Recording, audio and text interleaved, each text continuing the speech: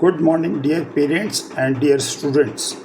आज मैं आपको बीएससी नर्सिंग जो 2025 का एडमिशन और जो एफएमएस में जो कॉलेज ऑफ नर्सिंग में स्टूडेंट जाएंगे उनके बारे में जो एडवर्टाइजमेंट आया है उसके बारे में डिस्कस करेंगे। ठीक है। सबसे पहले आपने जाना क्या है ऑनलाइन, इसके लिए अप्लाई करना पड़ेगा। अप्लाई के लिए www.joinindianarmy.nic.in पर जाना है। अभी ये रजिस्ट्रेशन शुरू नहीं हुआ है, ये रजिस्ट्रेशन शुरू होगा जब आपका नीट का रिज़ल्ट आ जाएगा। ठीक है। नीट का रिज़ल्ट अराउंड 10 से 14 जून 2025 के आसपास आने की संभावना है। उसके बाद आपने अप्लाई करना है। मैं रिक्वेस्ट करूँगा कि इसमें ज़्यादा से ज़्यादा फीमेल कैंडिडेट अप्लाई करें, मेल के लिए वैकेंसी नहीं है। ठीक है। ये 4 साल का बीएससी कोर्स है और इसके अंदर जो सक्सेसफुल बनने के बाद आपको परमानेंट और शॉर्ट सर्विस का है। शॉर्ट सर्विस का मतलब है 5 साल सर्विस किया, आपका फिर कोई फैमिली कमिटमेंट है, शादी करनी है, बहुत से कमिटमेंट होते हैं तो वो उसके अंदर जा सकते हैं। अदरवाइज़ आप परमानेंट कमीशन में चले जाइए जिसमें आपको पेंशनेबल सर्विस मिलेगी। ठीक है। अब इसकी एलिजिबिलिटी क्या है? सबसे पहले तो फीमेल होनी चाहिए, दूसरा अनमेरिड होनी चाहिए, डाइवोर्सी जो लीगली डाइवोर्स हो चुकी हैं वो भी अप्लाई कर सकती हैं, लीगली सेपरेटेड वाले भी हो सकते हैं, and widows without any encumbrance यानी एनी इम्पीडिमेंट। मतलब क्या हुआ कि ऐसी विधवा हैं जिनके पास कोई कमिटमेंट नहीं है।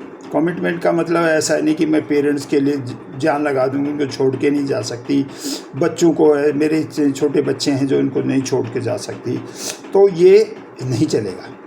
ठीक है। अब सबको पता है कि नेशनलिटी सिटीजन ऑफ इंडिया होनी चाहिए। डेट ऑफ बर्थ है 1 अक्टूबर 2200 से लेके 1 अक्टूबर 2000 से लेके 30 सितंबर 2008, इसमें दोनों दिन इंक्लूडेड हैं। अब इसके अंदर एजुकेशन क्वालिफिकेशन क्या चाहिए? First attempt of senior secondary school that is 10+2 है ना। फर्स्ट अटैम्प्ट में आपने पास होना चाहिए with subject PCB and English, और सबका एग्रीगेट 60% होना चाहिए, है ना। As a regular student by किसी बोर्ड से हो, ICSE, state board, statutory, government board, university board, examination body. इसके साथ आपको जो नीट का कार्ड मिलेगा उसके साथ में आपने अपलोड करना है। ठीक है। Which is conducted by NTA, सबको मालूम है। अब इसका आता है फिज़िकल स्टैंडर्ड। फिज़िकल स्टैंडर्ड जो बेसिकली जैसे पहाड़ों में है, कुछ सेंटीमीटर हाइट उनको कम दी जाती है। ठीक है।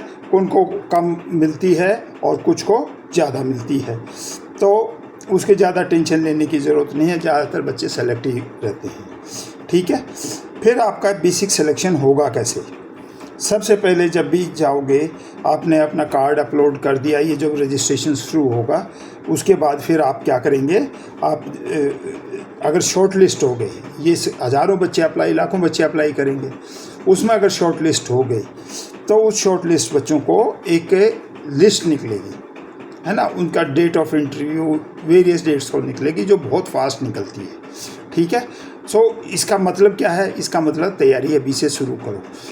जिन बच्चों के 400 से ऊपर मार्क्स आ रहे हैं नीट में, उनको कोशिश करनी चाहिए कि इसके लिए अप्लाई करें। ठीक है। तो उसकी तैयारी अभी करें। उसमें आपका 2 गीगे का टेस्ट होगा, मतलब test for general intelligence and general English. ठीक है।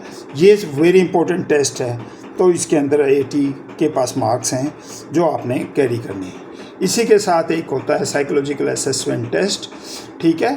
तो वो अभी आपका देगा, उसमें आपको पास फेल होना है। कुछ ज़्यादातर बच्चे पास हो जाते हैं, बट फिर भी थोड़ी सी प्रैक्टिस की ज़रूरत है। इंटरव्यू सबसे इम्पोर्टेंट इसके अंदर इंटरव्यू है। ठीक है। और फाइनली मेडिकल। तो ये 4 प्रोसेस होंगी जो आपके फाइनली इसके अंदर काम आएंगी। अब इसके अंदर आपने करना क्या है, अप्लाई कैसे करना है? जब भी ये साइट खुलेगी, है ना, जो 10 से जब भी आपका ये निकलेगा, तो मेरी ये रिक्वेस्ट है किसी अच्छे कंप्यूटर बेस्ड सेंटर पर जाना, वहीं अपना अपलोड करवाना। ठीक है। उसके अंदर 2-3 चीज़ें ध्यान रखनी। एक तो एप्लीकेशन फ़ीस है 200 रुपये, जो SC और ST के लिए फ्री है। ठीक है।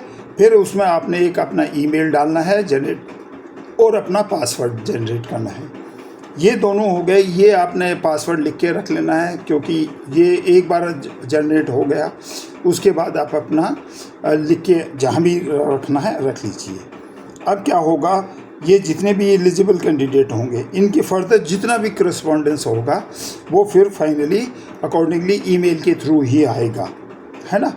इसके अंदर जितने भी बच्चे पास होंगे, ये जितने ये चारों पाँच जो टेस्ट हुए, आपका नीट स्कोर जुड़ेंगे, सिर्फ नीट स्कोर प्लस ये इंटरव्यू और ये 2 गीग ये वाला सब जुड़ के जो मेरिट बनेगी वो अकॉर्डिंगली बनेगी, ठीक है। और उसके बाद आपने फिर क्या करना है, जितने भी आएंगे डिपेंड अपॉन द वैकेंसी वो फिर वैसे ही कैंडिडेट आगे पीछे जाते रहेंगे। कुछ जैसे college of nursing Bangalore, usually अभी तक का ऑब्जर्वेशन है ये जो इंटरव्यू वगैरह और मेडिकल है ये बेस हॉस्पिटल ऑब्लिक RR&R में होता है, दिल्ली में होता है बेसिकली, ठीक है।